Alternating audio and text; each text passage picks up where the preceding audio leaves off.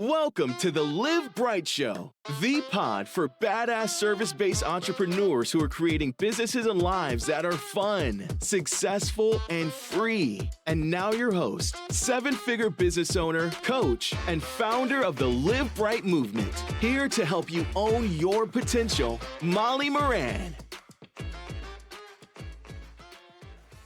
Welcome to the Live Bright Show. Today we have got Mike Parisi. I have known Mike for years. Mike is the president and co-owner of Atlas Insurance Agency. He is a leader in his industry. He has decades in commercial insurance. Don't let that baby face fool you. He serves on various boards in his community. He is a devoted husband and father. He's a fly fisher extraordinaire. He's a hunter. He's loyal, committed. He's funny. And I am so glad to have you on the show today. Mike, thanks for being here. Thanks, Molly. I'm excited to be on here. First podcast for me. So this is exciting. All right. So I'd like to, how's your day going so far? Pretty well? It's awesome. Yeah, I'm having a great day. That's nice. So for people who are listening, what you can't see is that Mike actually has a background that is like all fish, like so many fish. Can you tell us a little bit about it? Oh, you know what? That wall behind me, really, it's just pictures of highlights of me fishing with my kids all over the place, from Mexico to Wyoming to Hawaii to Florida. New Mexico is amazing for fishing, in southern Colorado. So it's just a bunch of good memories of me with my boys and my wife fishing and getting out in nature, which is what I love. Ah, that's awesome. That's awesome. I'm going to have to, I shouldn't say I've never fly fished. I think I did when I was like 8 with my brother, but it's something that I feel like I would like to try out again sometime. So, well, Vermont is like a mecca. Like, one of the companies I use is Orvis, and they're based out of Vermont, and they've been there since like the 1800s. Like, it's classic. It is. Yeah, I have memories of walking in the river with my brother as he was fly fishing. But anyway, This is not about me. So let's get to you, Mike. So Mike, you are the co-owner and you're the president of Atlas Insurance Company. Yes. And tell us a little bit, because I know you worked in the insurance industry for many years for other people. Tell us a little bit about how you decided to take the entrepreneurial plunge. Lots of people don't do that. So I like to start with that question because I think it's so interesting. So I was at one of the biggest agencies in town, and I was one of the top producers. I was we didn't have titles. So I was unofficial sales manager, and then I'd plan with the owner a lot. And I loved what I did, but I didn't have a stake in the game. And it's like, I got my salary, I got commissions, and I got a little bump for doing some extra stuff, but not much. And then about 9 years in, I am just bored and miserable. I'm making great money. Everything is good. And I go to my wife, I go, I don't know what's wrong with me, but I'm just not, I wasn't challenged is what it was. And I think in order to be an entrepreneur, you have to like being challenged, because man, every day you get challenged. You get your butt kicked a lot is the reality. So one of the people I worked with sent me a lot of business, and I went to him for lunch. He owns restaurants. He owns a bunch of payroll company, a bunch of different businesses in town. And I said, hey, could you send me some more business? And he goes, you know what? I'm tired of sending you business. How about you come work for me and I make you a partner and we do an agency together? And I never thought of that. And he hit me at lunch with that. And I go, wow, okay. It's kind of what I always wanted, but I was afraid to like completely leave and not have any income and start from scratch. And this was like the perfect opportunity. So I go home and I talk to my wife, and she's like, wow. And she's like, this is what you've always wanted, but I didn't realize that's what I always wanted. But she knew that's what I always wanted. And so we did some research. We looked at the pros and cons. And then I'm like, how do I pass up this opportunity? I went back to the owner of the company. He was not happy because I did a lot for him. And he's like, well, what about this? What about that? But he said, you'll never have ownership with me. And I said, well, I think you just answered the question. But the most important moment there, Molly, is that when I was making that decision, my wife goes, even if you fail, which you won't, you have to do this. And then when I said goodbye to the owner and I said, I'm doing this, I said, hey, if it doesn't work out, I'll come and talk to you. He goes, it'll work out. He goes, you don't fail. And so it's weird because they almost believed in me more than I did at that moment. That is, I mean, that just, thanks for sharing that. I didn't actually know that story. So, I mean, and Yeah. what I love that you said there is, that kind of came through is you had these people around you that were like, like you said, they believed in you more than you did, but which means that you're Yeah. like surrounding yourself with really good people who will help lift you up, which I think is so Yeah. important. And people, unfortunately, not everyone has that. Like I've heard other Oh, entrepreneurs who yeah. are like, they go and they say the same thing to their spouse, and their spouse is like, no, like you can't do that, or Yeah. whatever it is, or why would you do that, or why would you put our family at risk? And like, just to know, I know Mike, I've known him for years, and you had a very young family at the time. I did. And My 25th anniversary is next month, and I'm 47. wow. And so this was 9 years ago. And how old is your oldest right now? My oldest is 24. I'm going to be a grandpa next month because Wow. he's married with our first is due. He's Yeah. 24 and my youngest is 15. So, Right. So you had a very young family at the time, mhm. and your wife was also a business, or is also a business owner. Was she a Yeah, business she owner at the owns time? half of a spa. Yep, she owns half of a Right. spa here in town. Wow. So you two, I love that. And also you're clearly not risk averse. I mean, I hear that you did it in a safe sort of way, but both of you entrepreneurs with a young family, can you talk about that a little bit? You know, what's interesting is I call it calculated risk. I will take risk, but I take very calculated risk. I'm not somebody But who's just going to be like, woohoo, let's like I will with when I can afford to lose it, but with big decisions, man, Molly, I think them through very heavy. And what was crazy is everything came together that I needed. I got a base salary, I got ownership opportunity, and so it just came through that it was like, it's kind of like when you wish everything you want, everything, if I could have all this, I would do this. And literally, like it all just kind of came together. And I'm like, is this real? And it was. And at the time, I had two business partners, and we ended up buying one out. And so now it's just my business partner and I'm a 50-50 owner of a company. And it's been 9 years, and we just turned down an offer that was pretty substantial and almost enough to retire off of. But holy cow. we want to go longer. It was, north of 4 million. Well, And so nice. it's just knowing that we're growing the business, and every year the equity we're building in this business, with the new business we're writing in our growth, my equity is growing by about $1 million a year in this business. And that's going from making a salary that, we were getting by on and we were comfortable, but not life changing. And now it's going after just 9 years. And I will tell you, I want to be very clear. I didn't see a raise until year 8 in my pay. Right. So because we're building, reinvesting, you know how it goes. It's like you Mhm. see the money, but then you add people, and we have a vision. And finally, it's all like in the last year, it's all coming together. I'm finally seeing the income I want to be at. I'm seeing, I have a company car now. And then when we had two people come at us with offers, I'm like, I don't know what we're worth. And when I saw that, I was like, wow, we have something real here. Yeah. Well, first of all, congratulations that you had an Thank you. offer. That's Yeah. amazing. And congratulations for turning it down, because it sounds like you're in Mhm. like, I mean, first of all, you're young and you Yeah. enjoy what you're doing, right? Yeah, I So, do. so there's that. That's awesome. That's awesome. So, and I love that you use the term calculated risk, spoken like a Yeah. true insurance person, Yeah, right? isn't it? It's like, unfortunately, it's kind of it's ingrained. I tell everyone the insurance is like the mafia. Once you're in, you can't get out. And then you have like all this lingo and second language that you don't even know you speak. Like if I run into somebody who's in the insurance, my wife's with us, she goes, "That's like a foreign language when you guys start talking." And I'm like, I forget that. Right. That's hilarious.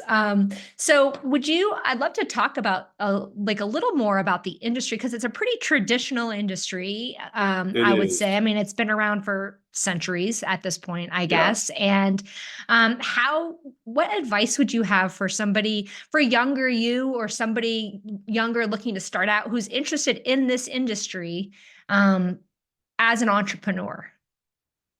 what my true advice would be, because my son came into the business and I brought people in the business that I thought would enjoy it, is I would say find the best agency you can and go work for them.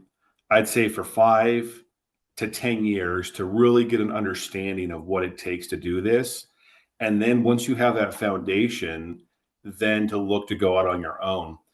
And our industry has changed quite a bit. Like right now, I have like 15 different contracts. So I'm an independent, I sell for different carriers. So I have direct contracts that have requirements, and man, they interview you and they're hard to get. I just got one contract I've been going after for 9 years. I would just signed a new carrier like literally last week that I've been trying to get for 9 years. I would just But like to once say you're playing the long game. You're not playing a I get rich always play the quick long game. game. You're playing a long game. Okay, keep Yeah, going. Sorry. Yeah. I don't have a short, like I don't ever play a short game.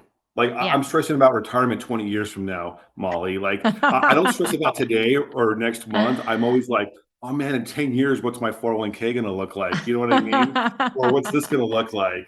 But so once you get these contracts, you have to meet requirements. But what I would say is if you work for someone, you get a good reputation, they get to know you. Um, you can then break off on your own and start. And what I'm going to, one of the famous sayings I have for insurance is if you don't want to quit every day your first 5 years, you're not working hard enough. And Oh, it's that hard. And I got to tell you, and I don't know if your industry's like this. If you look at a business in your industry, is there any industry that's under 10 years that you admire, saying, I want to be like that? In my industry, it's not really. The ones we look at are 15, 20, 25 years old, because I tell everyone this is a get rich slow scheme. It's consistency, it's showing up every day. And when you want to quit, you just keep going. And then you kind of look back and it's like, wow, it's like the longest, it's like the longest marathon you'll ever walk, because you don't feel like you're making progression. But then after 1 year, you look back and be like, okay, we're here. After 5 years, you're here. Then after 10 years, you're like, holy cow, I can't believe we got this far.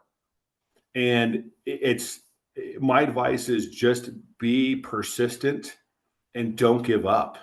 One of my favorite quotes, I think it's from Ice Age, and the guy's like, I'm too lazy to hold a grudge, or I'm too lazy. And sometimes I tell people, I think I'm just too dumb to give up. I think that's my problem. So stop. You're definitely not dumb.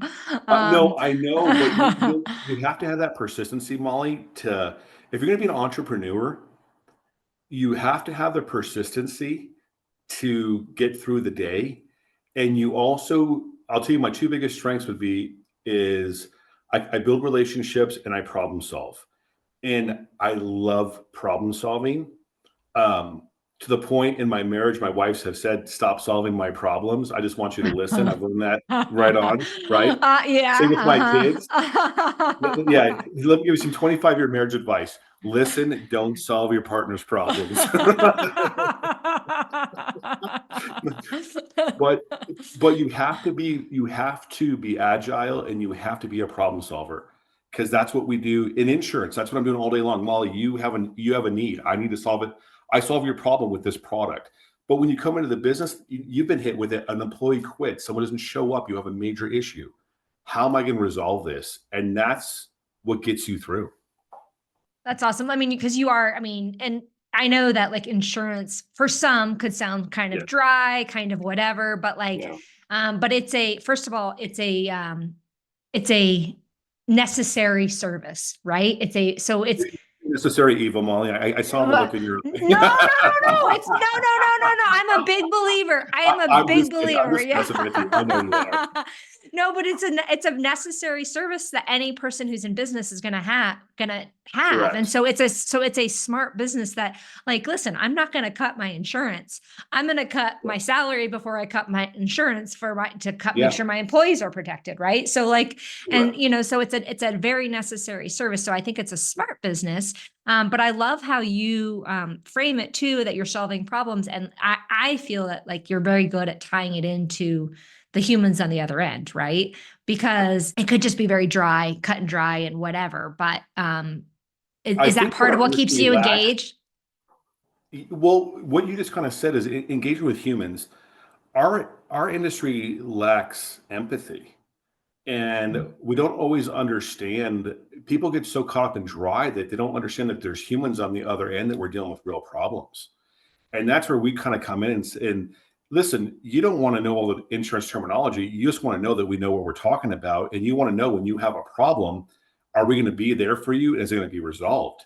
And Right. that's what we're selling, a peace of mind. And, you know, as much as I hate when my clients have claims, that's when you see the value of insurance. If you've never had a claim, you know, when I deliver insurance policies, I'm like, here's some real expensive paper. Thank you for your business, right? Right. The reality Right. is, when you have that claim and it pays, you're like, holy cow, this would have wiped me out.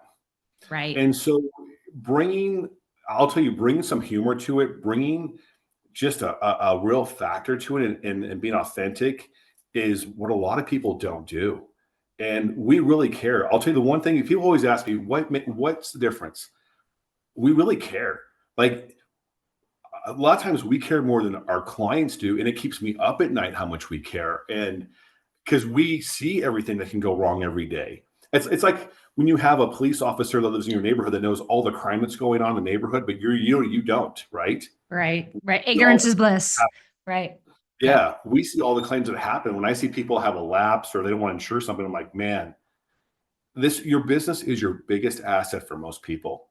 And I Mhm. find some people want to go with the cheapest coverage on their largest asset. And I'm like, we know we need to be competitive and we're going to get there and help you get there. But I'm also like, guys, come on, this is your livelihood. Let's make sure you're taken care of in case something goes wrong so you can sleep at night and you're taken care of. Yeah. No, that's awesome. That's awesome. I think, and that definitely comes through in how you serve people. That's for sure. Um, I'd love to switch gears a little and talk because Yeah. so the show it's about business, it's about entrepreneurs, it's about the highs, Yeah. the lows, the real talk, and I invite people on who I feel like they figured out some kind of magical thing that works for Yeah. them. And, so, I see you traveling and you've got this big Mhm. family and and you're taking all these trips and you're serving on boards and you're serving your Yep. community and your kids, you're about to be a grandpa. I can't wait to start calling you grandpa, by the way. You're Yeah, I'm like excited. with that baby face, and so I'm, how, how do you now, I don't, balance is kind of a weird word. I don't really use it very Yeah. much, but what sort of tools, routines, habits, what do you have in place to structure your life in such a successful way? So first of all, I would say you hire the right people. Um, some business owners want to be the smartest person in the room. I don't. I want to hire the smartest people in the room and surround me with them. And I have a great team that works very hard. I'll tell you the hardest thing I learned in business in the beginning was when you first get started, you're like, call me. If there's a problem, talk to me. Guess what? If you want to have a life, don't call me. Don't Right. talk to me unless there's a problem. Right. And it's like, so teaching my team, I don't want to call my staff because they're my team. Teaching my team to problem solve and handle things, and then helping your clients, learning to direct your clients to your team is what Mhm. finally gave me a quality of life. Because even when I go on vacation now, I take some phone calls, but there is a balance. And then I've also I learned it the hard way, Molly, because I don't know if you went through this, but about last year, I hit some burnout. And I just went to a business coaching goal planning seminar that you've been to before. And they said, they want us to come up with a phrase and a theme for this year. And what my theme was? It was Talk to Me Goose. So you remember Top Gun? Yeah, I sure Every do. time Tom Cruise gets in a funk and he doesn't engage, what does he do? He says, Talk to me, Goose. Yep. Well, I've had some of a funk. And so every time I need to re-engage, that's my keyword to make me realize re-engage.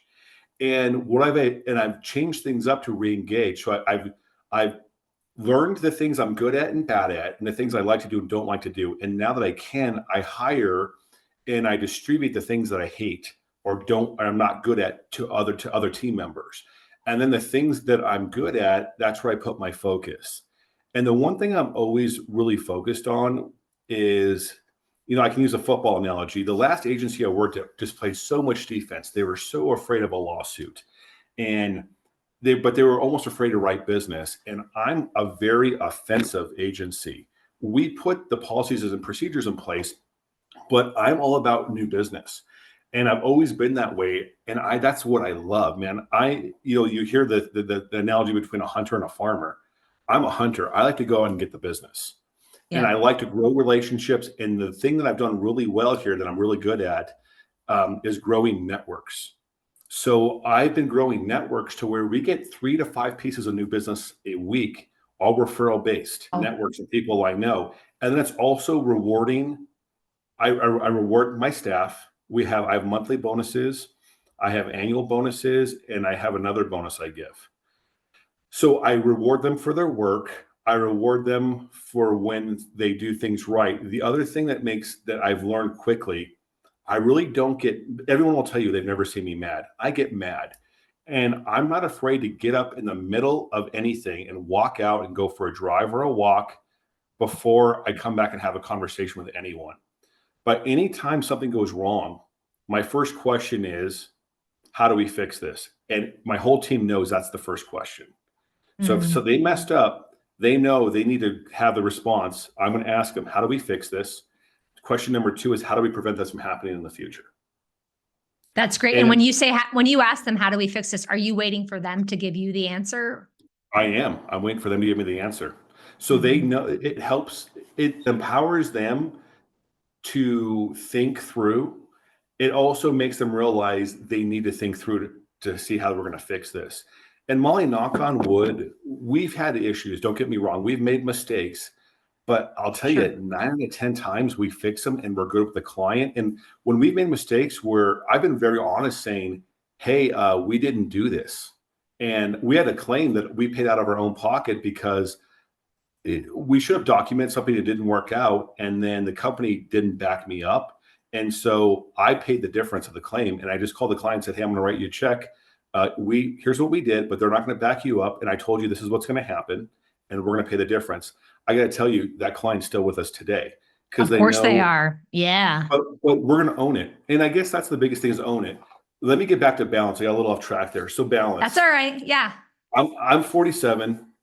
I realize my kids are from 15 to 20 to 24. One married. I love my daughter-in-law. She's amazing. We're all traveling together, and we're finally at this place with income and time that we can do this.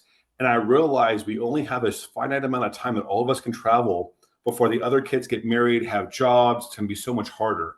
So we're just going for it. And Molly, like, what I love about you is you're one of the few people I can honestly say that may travel more or just as much as me. and you said something to me that really hit me because I'm afraid to put everything on. I use Facebook as a journal for my family and friends so they can see what's happening. And sometimes I'm afraid to put things on there, and you're like, screw them. Put what you're doing on there. And if they can't handle it, that's their problem. And you're right. And we've had the last 3 years have been so amazing for travel. We've done so many cool things. We just got back from Canada, from Whistler and Victoria. We went to Oregon. We went to Hawaii. We went to, my wife loves Disneyland, but I don't put all the little side trips we do. And that's why I'm doing this. And I'm not going to wait until I'm in my 60s or 70s, because who knows what your health is. I have my family now. We're making these incredible memories. And that is the best investment I've made. I would rather invest in this time and trips with my kids and have these memories than having this additional amount of money at the end of my life. Oh, I love that. And I don't remember saying screw them or something, but that sounds like something I would say. Well, I think you actually used a different word, but I think it was F them. No, but you're like, but Molly, you made me realize, because like sometimes I feel like you've had people come up to you and be like, well, it must be nice.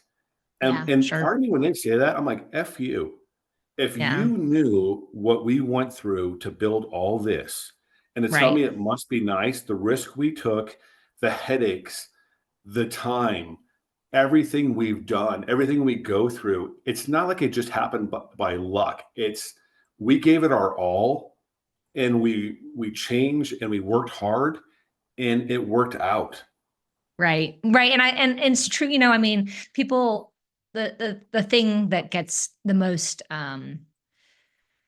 attention or whatever is like all of a sudden, like Mike, you're looking like this uber successful, you know, Hmm. you've got the health, you've got the money, you've got the time, you've got Yep. the family, you got all the Yeah. things, but like, but you just told us that you've been working in this for the last 20 years, you know, Yeah. like, and Yeah. you've, and the first 5 years were a grind and you actually didn't like them, you know, so, Yeah. or didn't like parts of them, I should say. Unfortunately, people don't know all those stories. They're not shared as much, which actually I like to share. I'm really glad you talked about that Yeah. because I think it's much more real than this overnight success. I mean, we all like as small business owners, Yeah. you know, being a business owner is part of our identity, and of course, and we have these other parts Mhm. of our identity, whether it's dad or spouse or whatever it might be, and they all get integrated, and they all affect our life, our like personal life as well as our business life, right? And so, I think it's BS. I'm with you on that. Hey, friend, a quick break to ask you to please go to livebrightshow.com to be added to my email list. Here's the thing, I hate email, so I pretty much guarantee you're not going to receive anything excessive. Only important things like when I have new options in my coaching program, offer free challenges, new courses, release a new pod, or perhaps an occasional biz life tip. That's livebrightshow.com. Now back to the pod. So, can you talk to us a little bit about, because you talked about earlier challenges, and you don't need to give us like details of other Yeah. challenges you've had unless you feel like it. But I know you've had some, and despite personal challenges you've had, your business has Mhm. moved forward and grown. Oh, for sure. Um, can you talk about and share with us like how you've navigated that successfully? What, because of sort of the intermingling of of everything? Yeah, getting through the challenges. Let me use one example. During COVID, we lost 4 family members, including my dad, Oof. and that is so tough. And so, getting over that, Molly, you know this, getting over the loss of a parent is. I don't know how to tell anyone how to do that. It's like you learn to live with it, but you don't ever get over it. But Mhm. it builds you. And through all this, I'll tell you the thing that probably got me through it the most was having a amazing support team. Um, Number one, my wife is incredible, and she's always been my biggest fan. And when I come to her, it's always about just support and help. And what do you think we need to do? And then the other thing I did early on, and I read this in a book, is surround yourself with people that are more successful than you, Mhm. and build your, like, kind of like build your tribe. Mhm. And I'm friends with 2 or 3 other agency owners in town that are around my size, and we occasionally we take business from each other, but we meet and we kind of support each other because we're kind of fighting the big guys, right? And we'll have Mhm. venting sessions and we'll get ideas. But then I went to 2 or 3 friends who are uber successful business owners. I said, listen, will you just help mentor me? I don't want anything from you. I don't want your business. I don't even want your insurance. And that relationship was instrumental because, like you said, everyone thinks you just get here. I have a friend that had the largest landscape company in New Mexico, had over 100 vehicles, and he sold it and he's moved on. But he told me, like, 20 years. I said, when did you finally make it? He goes, man, 10 years ago, I did a big contract. I didn't get paid for 4 months. He goes, I had to remortgage my house to make payroll, and it was paid for. Wow. And so you think you're going to get there and everything is going to be perfect, and it's not. But hearing these stories of people who have gone through it that I could turn to, they gave me support, they gave me help, and they gave me solutions. And I find a lot of times, Molly, and you might see this too, is you kind of know what the solution is, but to hear someone reaffirm what you think it is Mhm. huge. Mhm. And I also believe getting through these hard times, sometimes you just have to put your head down and move forward. And as funny as that sounds, I tell everyone we're the little engine that could. I can't tell you we've had major breakthroughs in certain areas. Consistency is what has gotten us farther than anything. When I set a monthly goal that I want to do this much new business, whether we're losing some clients or gaining more clients, it's consistency. Yeah. That's, if you want to be an entrepreneur, you better learn to be consistent.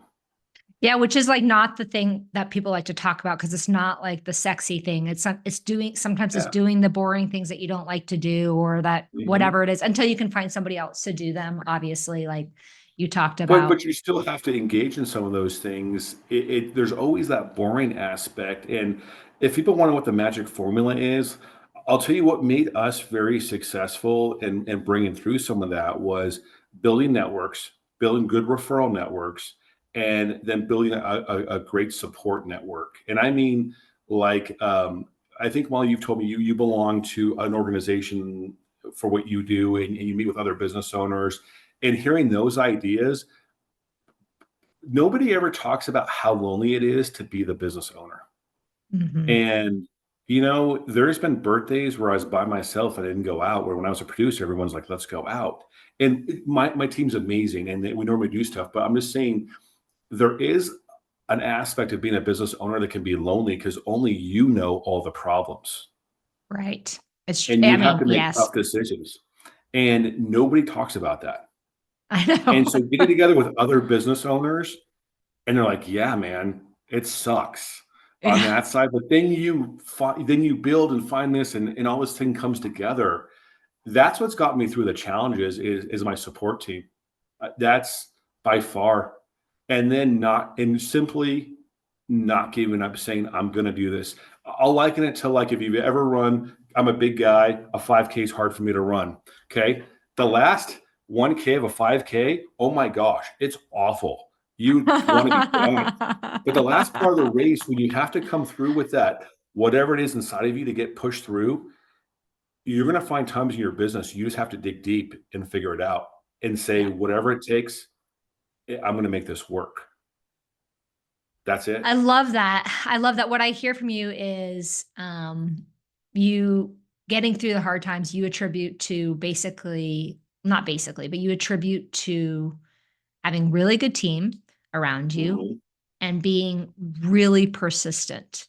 Yes. Right? And persistent and consistent and not giving up. I'd love to know, do you feel like you developed persistency or yeah, persistency really as a skill? Like, is that something you have developed over time, or is that something that you feel like you were just born with?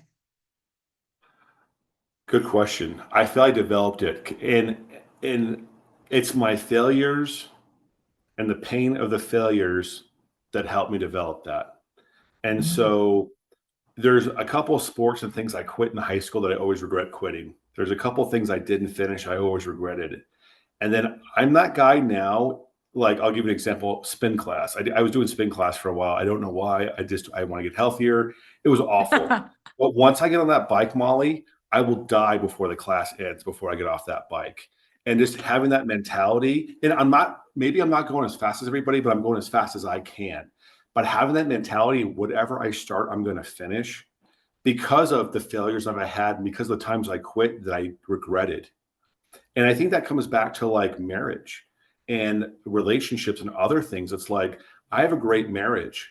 And people always like, man, you married so well and all these other things. My wife and I are completely different people than when we got married. She was 18 and I was 22.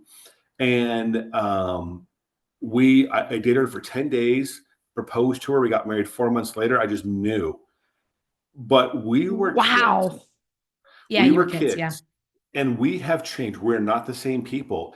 And what I tell people is luckily we grew together, but there were so many hard, uncomfortable conversations that were so real. And there was times that maybe we want to call it quits, but we were both committed and we worked through it. And now we've built this incredible life and this incredible relationship. And we still have, meant 2 nights ago, we had a misunderstanding, but we talked through it and it's gotten easier and easier because we've learned how to communicate and we know we're going to make up, right? Mhm. So Mhm. why go through all the pain of argument when you know you're going to make up? And let's just get down to it and have that. Business and things like that are the same way. Like, you're going to get through it. Once you've been over enough hurdles, one of my favorite, there's a quote from Rocky, and he basically says, nothing's going to hit you as hard as life. And it's not important that you get hit. It's important that you keep getting up. And I love that quote. It's like, we're all going to get hit. We're all going to get knocked down. The difference is who gets up and who stays down. And I've already decided no matter what, I'm getting up. Oh, damn. I think I'm done with I'm going to end it right there. That was like, I love that. And, and I think I won't quite end it, but I think it's just like such a real way of looking at life and business too, and I think that there's this, I know I got caught up in a trap for a while where I was just, I think hedonist is probably too strong of a word, but I just wanted everything to be easy. And, life is not freaking easy. It's just not easy. I mean, there's ups and downs and that's living a full life. And of course I want to live a full life, but that requires you get dirty and that requires things get messy and so just understanding that, that you're going to have these ups and downs, but no matter what, you're going to get up. Like you just said, like, I think that's awesome. Molly, I bet if you looked at a lot of your challenges, your growth has come from when you get knocked down and when you get through those hard challenges.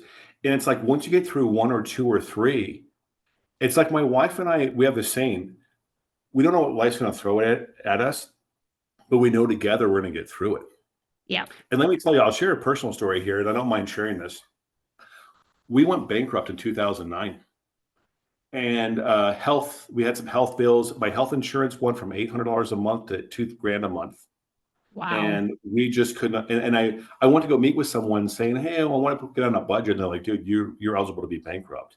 And Molly, we lost everything. And it was the greatest thing that ever happened to me. I did not know. Wow. Yeah. My wife and I, we walked away from my house. We walked away from our cars. Watching my wife's minivan get repoed when I had young kids was rough. Okay. And I cleaned it up. I was very respectful. I apologized. All the companies loved us because we're so sorry. Here it is. Like, we made it. But let me tell you, one of the greatest financial moments of my life was bankruptcy. And the way we bounced back from that completely changed us. And knowing that my wife stood by me during that time, that was like, you want to talk about like welding our relationship together. That's when you know someone really loves you and that someone's going to stick with you. But rebuilding after that, Molly, I've rebuilt from that and we have a better life than we ever have. Guess what? If it happens again, I know I can rebuild. And it's, right. And I can tell you, I'm pretty sure it's not, because we've made so many changes and I have all these savings accounts. I live very below my means and whatever, but having a challenge like that. And then her brother passed away of cancer when he was 18.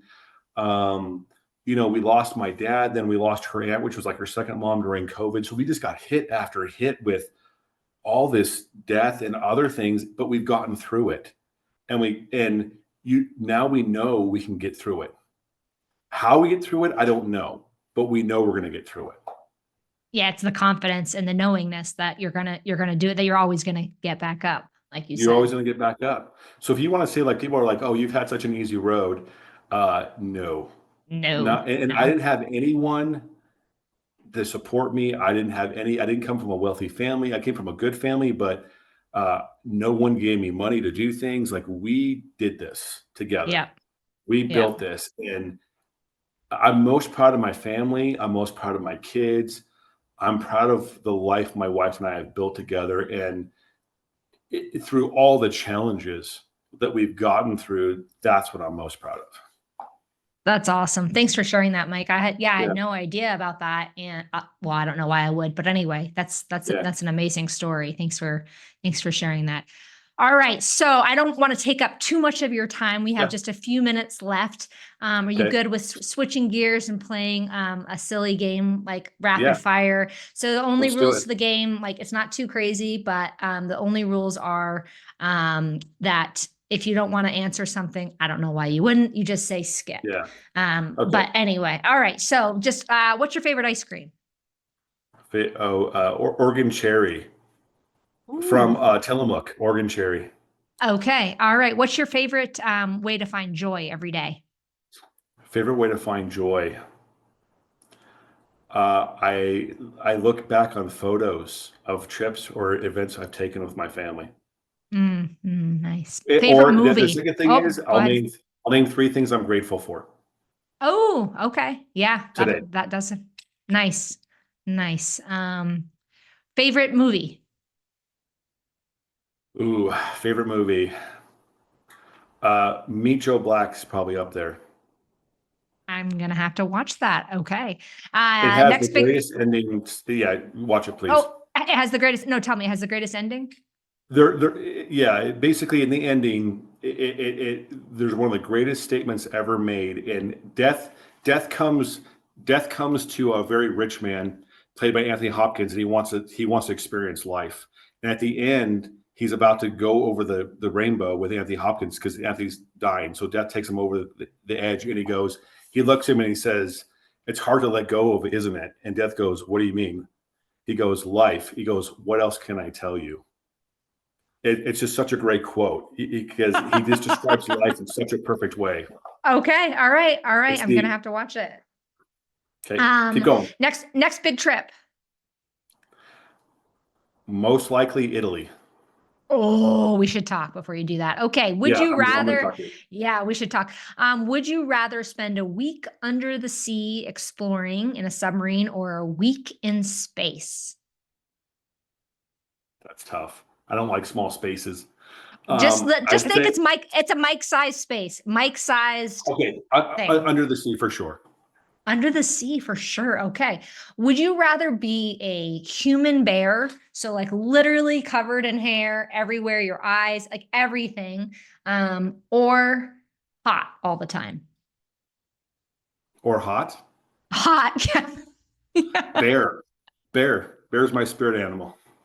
Okay. All right. All right. Last question. Oh, I didn't ask. Well, I'll put it in the show notes. Where can people connect with you, Mike, if they want to connect? That's a good question. I'm on LinkedIn, Okay. and the best way to find me, honestly, is Facebook, like Facebook or LinkedIn. Those I'm probably most active on Facebook, but if it's business related, even Facebook me if it's business related, look me up. You'll find me, or LinkedIn, either one. Okay. Or Fantastic. you can And email me. I mean, if you want to put my email out, I okay. can say it now, Molly, or if you want to put it out there, it's up to you. I'll put everything right in the show notes, but it's Mike P Perfect. at AISNM.com. You got it. Good memory. Yeah, baby. All right. I love it. And okay, last question for you. This kick-ass life that you've got going on, Mike, Yeah. would you say it's by design or luck? Oh, it's by design. It's better. I can tell you, I'm always a future thinker, and I keep looking at my wife, and I said, we'll look at each other and be like, our life is better than what we thought it would be, but not by much because it was by design. Oh, good for you. I'm so happy Yeah. for you. Thank Thank you you, so Molly. much for coming on the Live Bright Show. It was a pleasure Appreciate you. having you, my friend. And we will talk to you soon. Have great days, everybody. Thanks. Thanks, Molly.